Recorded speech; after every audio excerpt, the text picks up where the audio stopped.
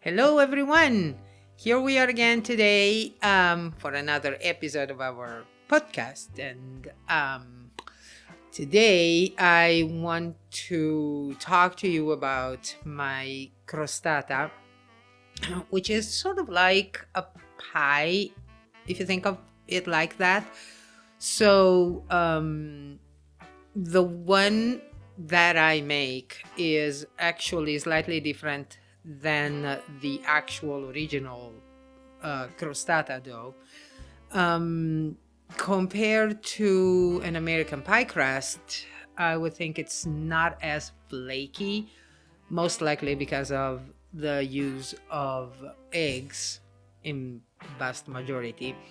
So the one I make also has a pinch of baking powder that normally it's not used in pasta frolla, which is the name of the dough, because it tends to make it a little less crumbly, but I love the texture it gives, so I will keep using it anyway.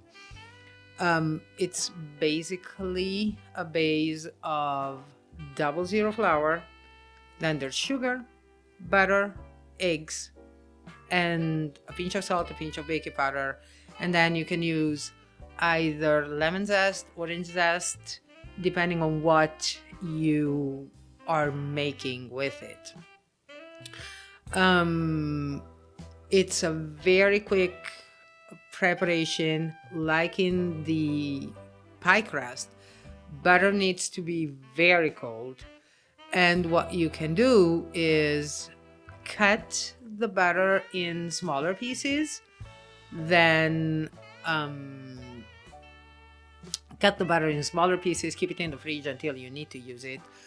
Then you mix the dry ingredients: sugar, flour, baking powder, the pinch of salt, lemon or orange zest, or even a combination of the two. Then you get the butter, put it in the flour, pinch every single piece of butter with the flour so that it gets some of the flour already in it. Then make a well again and put the eggs in it. Now, if you use yolks only, you're gonna have a crumblier type of crust. If you use the egg whites as well, then it's gonna be a softer type of dough. If you want to make a cocoa powder, a cocoa chocolatey dough, all you have to do is substitute part of the flour for unsweetened cocoa powder, and in equal proportions. So basically, the more cocoa powder, the chocolatier it's gonna be. If you are making a dough with fresh fruit, like the one I made for Thanksgiving had fresh pears, you are in a much better position if you first saute the fruit, whether it's pears or apples, saute them in a pan so that they will release a part of the water and won't wet your dough too much. When I use fresh fruit, I also normally put something in between.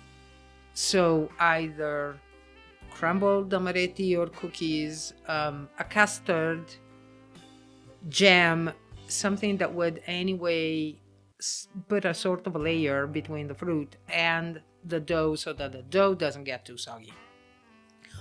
Always poke the dough, because that will allow steam to escape and not form sorts of bubbles in your crostata, and it will be remaining flat.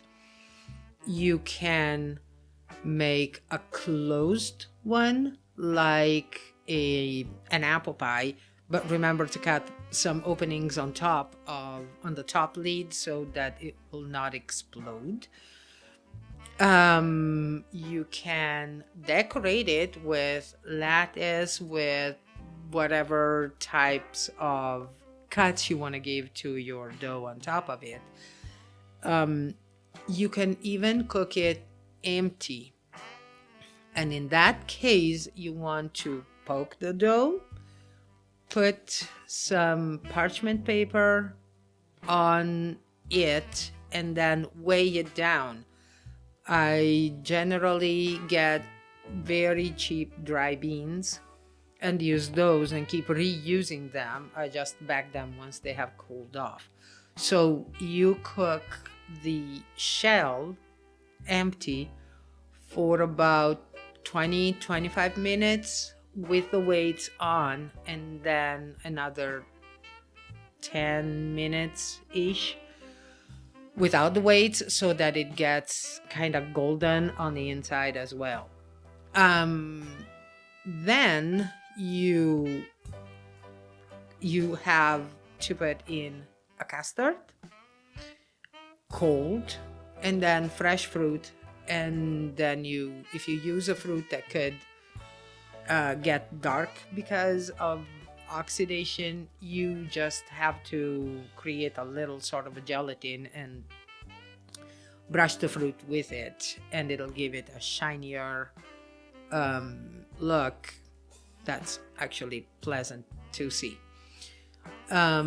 You can use jams, marmalades. Again, for Thanksgiving, I made a ricotta cream with vanilla and then topped with pears. You can really do a lot of things. You can even try to make a sort of an apple pie. So pretty much the inside of the apple pie with this type of crust, and see if you like it or if you don't. If it pleases you to use it that way. The only really important thing is butter and eggs have to be cold. Then once you have made your crust, and it's going to be a smooth, nice crust, you wrap it in plastic and put it in the fridge at least 45 minutes to an hour, because that will solidify the butter again, and it will make it way less easy to break when you're rolling it out with a rolling pin. Then butter and grease your pie dish. I bought a specific one actually that has a removable bottom, so you lift the bottom and let it cool down like that. And I will put the link to my video recipe in the written portion here below, so that you can go there and get some ideas as well. It's an easy crust to make. Just remember, and I will not say it enough, cold butter, cold eggs, and a good time of fridge rest once you have created the dough. Then everything will become easier, and you will see it in the video as well, that I will link here below. Let me know if you ever try it and what you think about it. I wish you a very good day, and see you next time.